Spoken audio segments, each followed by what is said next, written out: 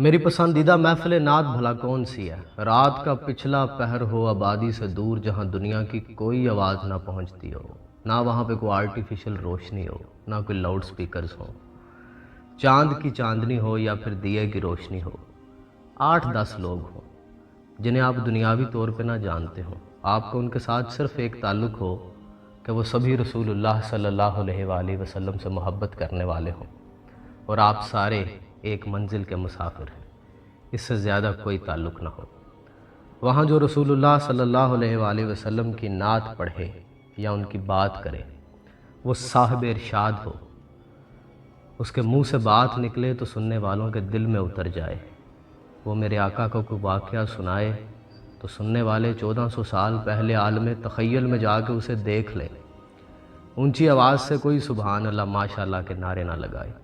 حد ادب سے سب بیٹھے ہوں جن کے دل درود پڑھ رہے ہوں، لے سانس بھی آہستہ کہ یہ دربار نبی ہے۔ محفل برخاست ہو، تہجد کی نماز ادا کرے، کہے بغیر ہی کوئی ایک آگے جائے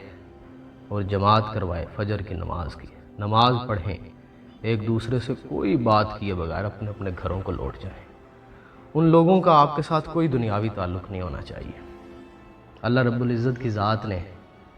ایسی ایک محفل نعت میرے نصیب میں لکھی ہوئی ہے اور کنٹینیوس لکھی ہوئی ہے۔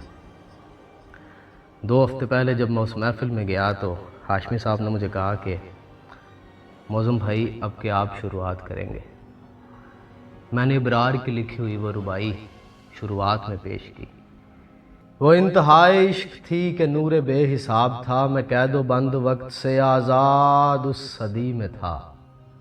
وہ دور مصطفیٰ تھا میں مدینہ نبی میں تھا۔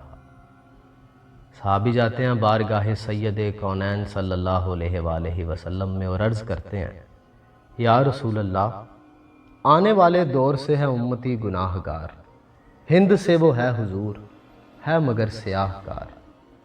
مسکرا کے آپ نے کہا کہ روکنا نہیں، میرا امتی ہے اور وہ بھی آنے والے دور کا، طے ہوا اثر کے بعد ہوگی میری حاضری، روبرو نبی کے پاس ہوگی میری حاضری، تصور وصال نبی کیا تو ڈر گیا، جا کے کیا کہوں گا میں یہ سوچ کے ہی مر گیا۔ صحابی رسول نے کہا کہ بیٹھ جا یہاں،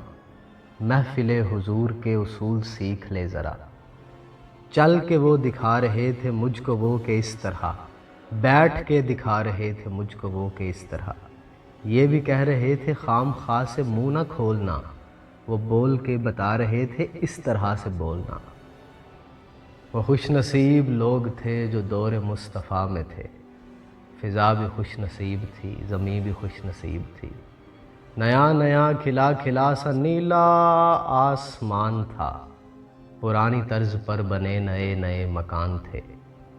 کئی گھروں میں اونٹ تھے، کئی گھروں میں بکریاں، پک رہا تھا کچھ جہاں پہ جل رہی تھی لکڑیاں، اتنے میں اذان ہوئی، اتنے میں اذان ہوئی کہ رونگٹے کھڑے ہوئے، دل کے جیسے کھل گئے ہوں تالے سب پرے ہوئے،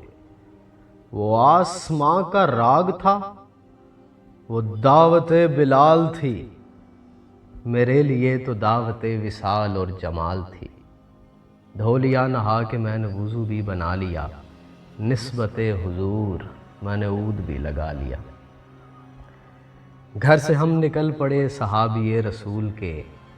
جا رہے تھے سبھی سمت مسجد حضور کے، وہ دھڑکنیں عجیب تھیں،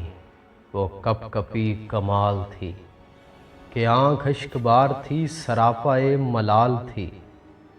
کہ روح میری تھی دیدنی طرب طرب طرب طرب، کہ دل میرا تھا دید کی دھڑک دھڑک دھڑک دھڑک۔ مسکرا کے مجھ کو یوں دیکھتے صحابہ اکرام، جیسے کہ وہ جانتے ہوں کون ہے یہ نوجوان۔ جب ایسی کسی محفل میں ذکر رسول ہوتا ہے نا، تو ان 2 گھنٹوں کا جو سکون ہے وہ مہینوں آپ پہ طاری رہتا ہے۔